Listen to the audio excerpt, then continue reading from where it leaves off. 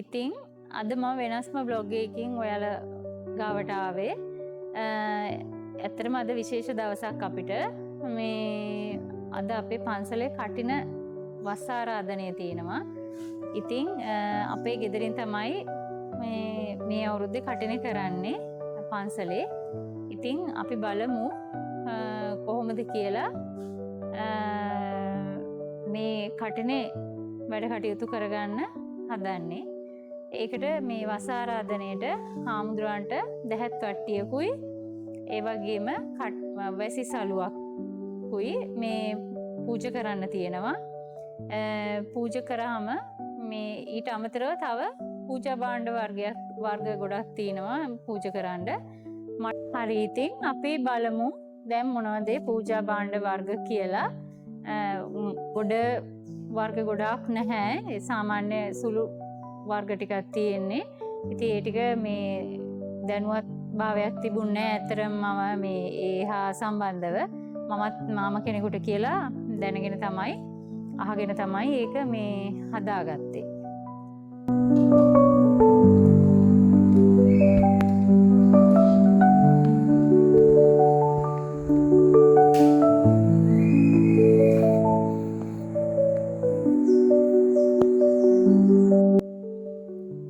හොඳයි අපි දැන් බලමු මොනවද අවශ්‍ය ද්‍රව්‍ය කියලා.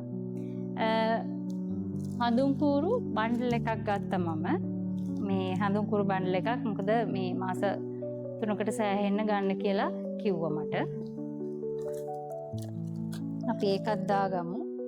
ඊට පස්සේ සාමාන්‍යයෙන් වස් ආරාධනය කරන්න මේ ඒ කියන්නේ ඒකට හේතුව මේ ඉටිපන්දම් ගන්න හේතුව ඉස්සර කාලේ හාමුදුරුවෝ වස් වාසය කරනකොට කරන්ට් තිබුණේ නැහැ. ඒ වෙනුවට තමයි ඉටිපන්දම් ගත්තේ. ඉතින් ඒක පැවතගෙන එන සාම්ප්‍රදායික ක්‍රමයක් වගේ විදිහට තමයි මේ ඉටිපන්දම් පැකට් ටික ගන්න කියලා තියෙන්නේ. අපි ඒකත් දාගමු.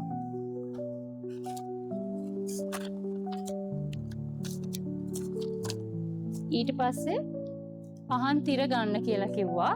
පහන් තිර අරන් තියෙනවා මම.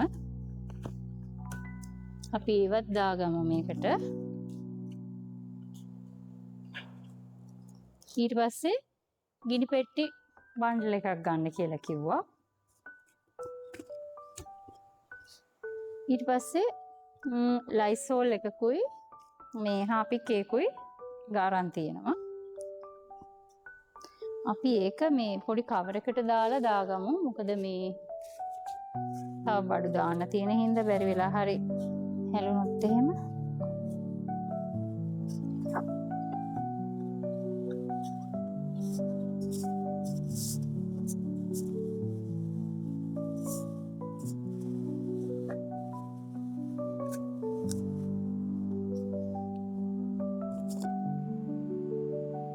ඊට පස්සේ අපිට සීනි ගන්න කිව්වා. සීනි කිලෝ 2ක් ගන්න කිව්වා. මේ තියෙන්නේ සීනි කිලෝ 2.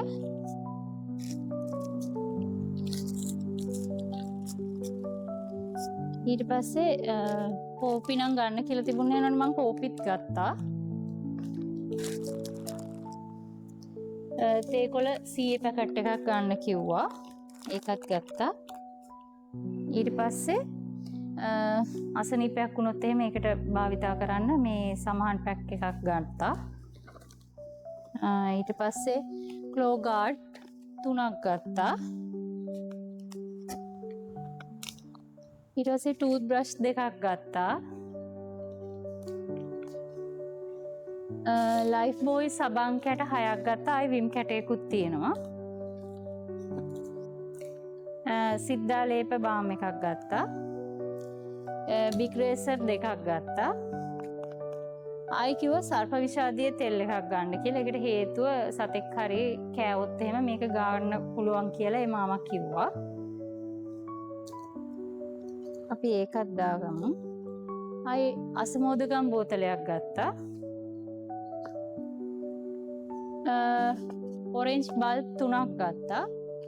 මේ ඒ 3 තමයි මේ තියෙන්නේ. ඒකත් අපි දාගමු. ඊට පස්සේ තෙල් බෝතල් 2ක් ඕනි කිව්වා. ඒක මේකට දාන්න නැතුව අපි තියමු.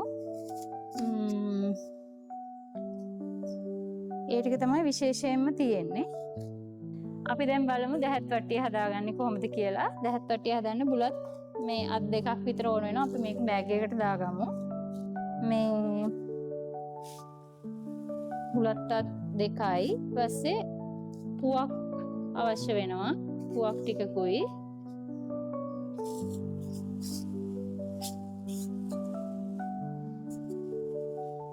ඊට පස්සේ ඒකට ගන්නවා මේ ඉඟුරු පියලි වසාවාසි එනසාල් කරදමුංගු කරාබු නැටි කුරුඳු මේ ටික මේ සාමාන්‍ය බෙහෙත් ද්‍රව්‍ය මේවා අවශ්‍ය වෙනවා. ආයි හුණු අවශ්‍ය වෙනවා. මේ ඒ ටික තමයි මෙතන තියෙන්නේ. ඒ ටිකත් අපි මේකට දාලා අරන් තියාගමු. ඊට පස්සේ අපිට තියෙන්නේ වැසි සලුව ගන්න. ඒක තමයි ප්‍රධානම මේ දැහත් වට්ටියයි වැසි සලුවයි තමයි ප්‍රධානම. මේ වැසි සලුවක් අරගෙන තිනවා. වැසි සලුව කියලා කියන්නේ මේ අන්දනයකට තමා ගන්න අන්දනයක් තමා ගන්නෙ. ඉතින් එතන ඒ කඩෙන් ඇව්වහම ඒගොල්ලොත් කිව්වේ අන්දනයක් තමා ගන්නෙ වැසි සලුව කියලා ගන්නෙ අන්දනයක් කියලා කියන්නේ. ඉතින් අපි මේකත් හදාගත්තා. මේකත් අරන් තියා ගන්න ඕනේ. ඊට පස්සේ මේ වැසි සලුව පූජා කරන්න ට්‍රේ එකට දාන්න මම මේ වගේ මේ රෙදි සීක්වෙන්ස් සලපු රෙදි කෑල්ලක් ගත්තා. ඊට පස්සේ තව කිව්වා මේ තුවායක් අවශ්‍ය වෙනවා කියලා. මේ තුවාය මේකේ තියෙන්නේ. ඊට පස්සේ මේ එතන මේස රෙද්දට දාන්න අපේ අම්මා මේ මේස රෙද්දක් මැහුවා ඊයේ. මේක ඒ තියෙන්නේ. ඉතින් අපි ඊළඟ vlog එකෙන් බලමු කොහොමද අපේ වස් ආරාධනයේ වැඩ කටයුතු ටික සාර්ථක කරගත්තේ කොහොමද කියලා. ඊළඟ vlog එකෙන් බලනකම් ඔයාලට සුබ දවසක්.